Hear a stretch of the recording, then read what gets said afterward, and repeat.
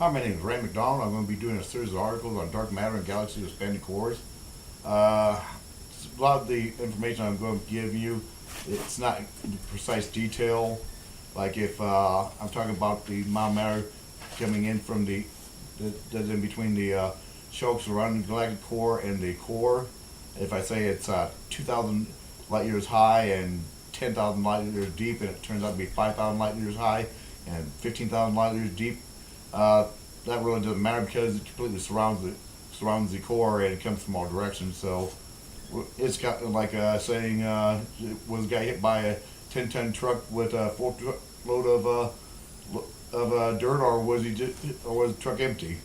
Now there is some information you have to know about dark matter and these galaxies. Well, first you got to know dark matter is invisible, produces no light, no heat, no electromagnetics, and no radiation, so it's undetectable as normal means of detecting matter.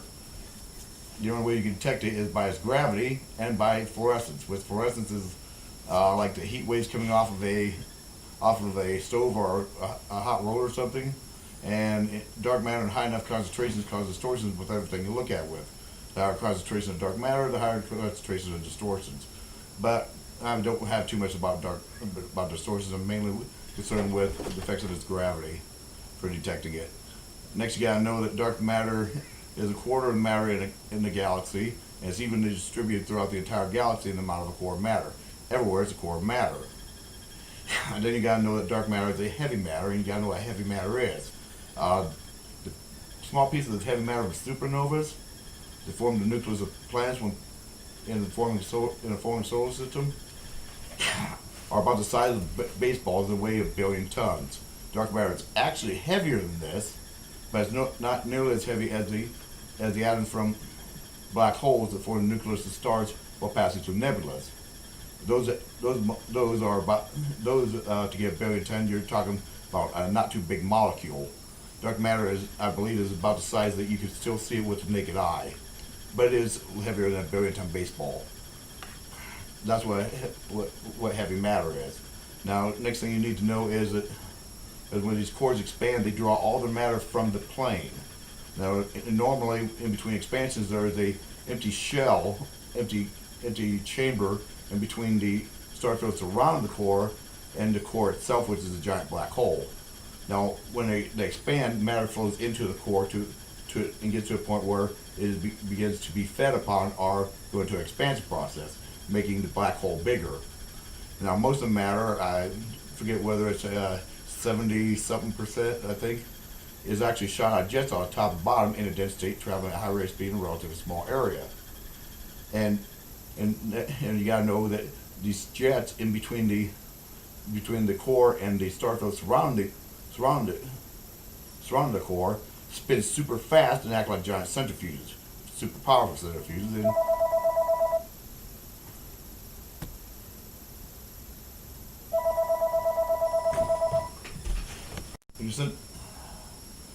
Okay, and a spin creates a giant super powerful centrifuge.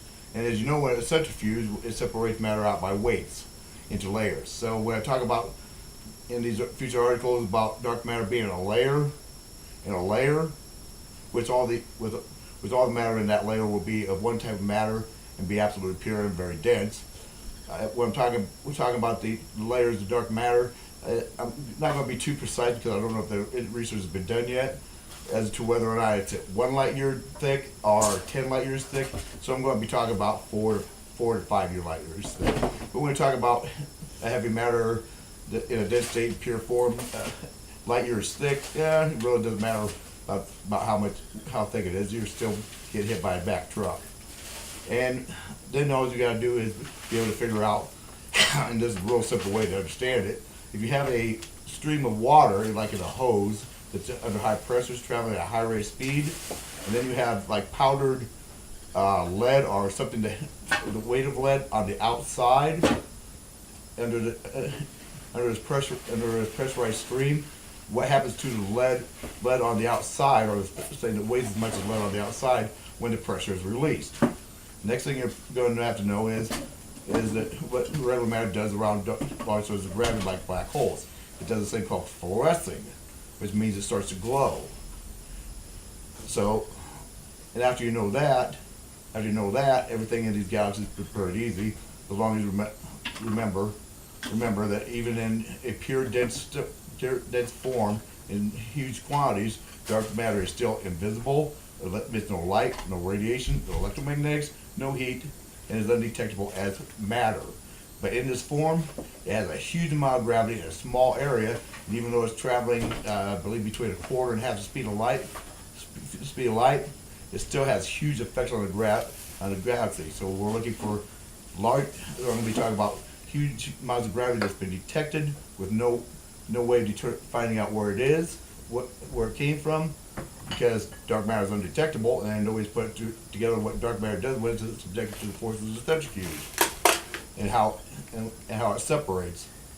And we're also looking for huge effects of gravity with no type of matter being present to cause it, because dark matter is undetectable, or localized effect of gravity like fluorescence in huge quantities with no detectable matter.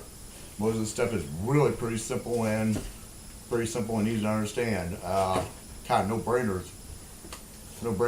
And I'll be doing a series of articles, and if somebody wants to rewrite these things and put in more detailed information or do pictures, I'll be talking about some of these things in sequences. If you want to put them in the sequences and do your own thing, fine. I don't care. But if you do write a scientific paper and win no prize, hey, I'm $15,000 in debt, buddy.